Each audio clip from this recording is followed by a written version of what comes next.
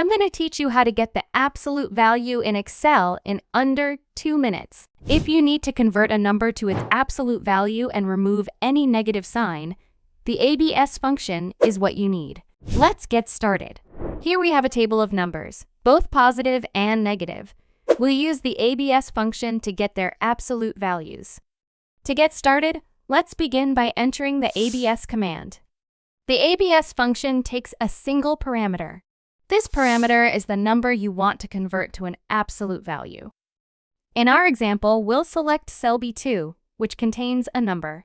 So, if you type equals ABSB2, Excel will return the absolute value of the number in cell B2. Now, what if you want to apply the ABS function to the rest of the cells? This can be done super easily with one click. But before we get into that, remember that you can download the file we're using and get additional practice exercises by following the link in the comments.